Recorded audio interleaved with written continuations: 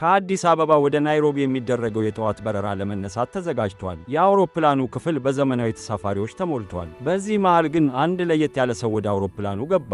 ስሙ ኤልያስ ይባላል። የለበሰው ጃኬት አርጅቷል፣ ፀጉሩም አልተበጠረም። ፊቱ ላይ ግን የብዙ ዓመታት ድካም ይነበባል። ኤልያስ በመስኮት አጠገብ ባለው ወንበር ላይ ሲቀመጥ በአጠገቡ የነበረችው ሴት አፍንጫዋን በሶፍት ይዛ በንቀት ተመለከተችው። አስተናጋጇ ሰላምን በጥርጣሬ ቀርባ ቲኬቱን በድጋሚ እንዲያሳያት ጠየቀችው። ኤልያስ በረጋ መንፈስ ቲኬቱን አሳያት። ሆኖም በአውሮፕላኑ ውስጥ የነበሩ ተሳፋሪዎች ሁሉ በንቀት ዓይን ይመለከቱት ነበር። በኤልያስ አጠገብ የተቀመጠችው ወይዘሮ ሳራ የተባለች ባለሀብት ሴት ንቀቷን መደበቅ አልቻለችም። የአስተናጋጇን ደወል ደጋግማ በመጫን በከፍተኛ ድምፅ ማጉረምረም ጀመረች። ይህ ሰውዬ እዚህ መቀመጥ የለበትም። እኔ ብዙ ከፍዬ የተሳፈርኩት እንዲህ አይነት ሽታ ካለውና ከቆሸሸ ሰው ጋር ለመቀመጥ አይደለም እያለች የአውሮፕላኑን ሰላም አወከች። በዙሪያው ያሉ ተሳፋሪዎች ሁሉ ትኩረታቸውን ወደ እነርሱ አደረጉ። ኤልያስ ግን አንዲትም ቃል አልተናገረም። ይልቁንም በብዙ የጉልበት ሥራ የሻከሩ እጆቹን እያየ አንገቱን ደፋ። አስተናጋጇ ሰላም ግራ ተጋባች። መዝገቡን ስታይ ኤልያስ በትክክለኛው ወንበር ላይ ተቀምጧል። ነገር ግን የሴቲቱን ጩኸት ለማቆም ስትል ኤልያስን እባክዎን ተከተሉኝ ብላ ወደ ኋላ ይዛው ሄደች። ሌሎች ተሳፋሪዎች ሽማግሌው ሊባረር ነው በሚል እርስ በርስ መተማማትና መሳለቅ ጀመሩ። አንዳንዶቹ ደግሞ በሐዘኔታ ይመለከቱት ነበር። ነገር ግን ኤልያስ በዚያ አሮጌ ቦርሳው ውስጥ የያዘውን ምስጢር ማንም የሚያውቅ አልነበረም። ይህ ምስጢር ደግሞ በቅርቡ የሁሉንም ሰው አመለካከት የሚቀይር ነበር። ኤልያስ በረጅሙ ተነፈሰና በዝግታ ወደ አሮጌው ቦርሳው እጁን ሰደደ። ያረጀውና በአፈር የተለወሰው እጁ በአውሮፕላኑ መብራት ስር ይንቀጠቀጥ ነበር።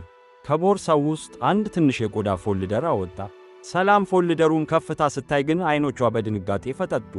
የያዘው ተራ ፓስፖርት አልነበረም። ይልቁንም የዲፕሎማቲክ መታወቂያና ከጤና ጥበቃ ሚኒስቴር የተጻፈ የወርቅ ማኅተም ያለበት ደብዳቤ ነበር።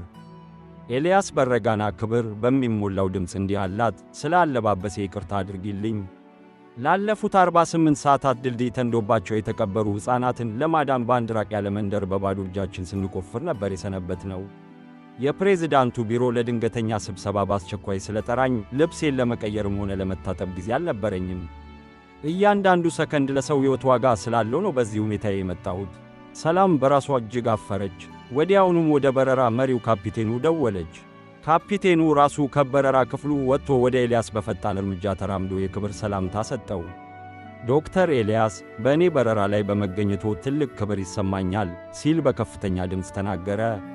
ካፒቴኑ ማይክሮፎኑን አነሳና ለሁሉም ተሳፋሪዎች እንዲህ አለ፣ ክቡራትና ክቡራን፣ ዛሬ በአውሮፕላናችን ውስጥ አንድ ልዩ እንግዳ ተገኝቷል።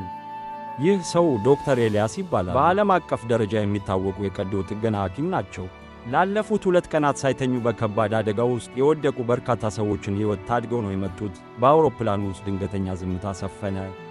ቅድም ስትሳለቅ የነበረችው ወይዘሮ ሳራ ፊቷ አመድ መሰለ። ሰላም የኤልያስን አሮጌ ቦርሳ ይዛ ወደ አንደኛ ማዕረግ ፈርስት ክላስ ወሰደችው። ኤልያስ በወይዘሮ ሳራ አጠገብ ሲያልፍ ቆም ብሎ በሐዘኔታ ፈገግ አለና እመቤቴ፣ እውነተኛ ሀብት የለበስነው ልብስ ሳይሆን የነካነው የሰው ሕይወት ነው አላት። ክፍል 5 የጀግናው የኋላ ታሪክ ፍላሽባክ።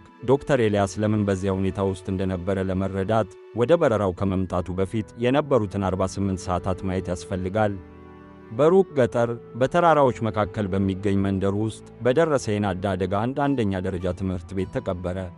ዓለም ተኝታ በነበረበት ሰዓት ዶክተር ኤልያስ በቦታው ተገኝቶ ነበር። ለጥገና የሚሆኑ ግዙፍ ማሽኖችን አልጠበቀም። ይልቁንም በአካፋና በባዶ እጁ መቆፈር ጀመረ። ለ2 ቀናት ዓይኑን አላረገጠም። በሞባይል ስልክ ብርሃን አስቸኳይ ቀዶ ጥገናዎችን አከናወነ። ብርዱ ለሚቆርጠው የቲም ልጅ የገዛ ኮቱን አወለቀለት። ሌላ ምንም ነገር ስለሌለ የጭቃ ውሃ ጠጣ። ከፕሬዝዳንቱ ቢሮ ስለ ሀገራዊ የጤና ቀውስ አስቸኳይ ጥሪ ሲደርሰው 2 ምርጫዎች ነበሩት፣ ወደ ቤቱ ሄዶ ማረፍ ወይም በቀጥታ ወደ አውሮፕላን ማረፊያ መሄድ። እሱ ሁለተኛውን መረጠ። ወደ ዋናው መንገድ ለመድረስ በጭቃ ውስጥ ብዙ ኪሎ ሜትሮችን ተጓዘ። ያሰበው እሱን ስለሚጠባበቁት ሕይወቶች ብቻ ነበር። አውሮፕላኑ ወደ ናይሮቢ ለመውረድ ዝግጅቱን ሲጀምር በውስጡ ያለው ድባብ ለዘላለም ተለውጦ ነበር። ያ የነበረው የንቀት ዝምታ ተሰብሮ በጥልቅ ትክዛ ተተክቷል። ተሳፋሪዎች ዶክተር ኤልያስን አሁን የሚመለከቱት እንደ ቆሸሸ ሽማግሌ ሳይሆን እንደ ተስፋ ብርሃን ነበር። በልብሱ ላይ ያለው አፈር ሕይወት ከሞት ጋር በታገለችበት የጦር ሜዳ ላይ የተሰጠው የክብር ሜዳሊያ መሆኑን ሁሉም ተረዱ። ወይዘሮ ሳራ ግን በገዛ ኩራቷ ጥላ ስር ተሸሽጋ ነበር።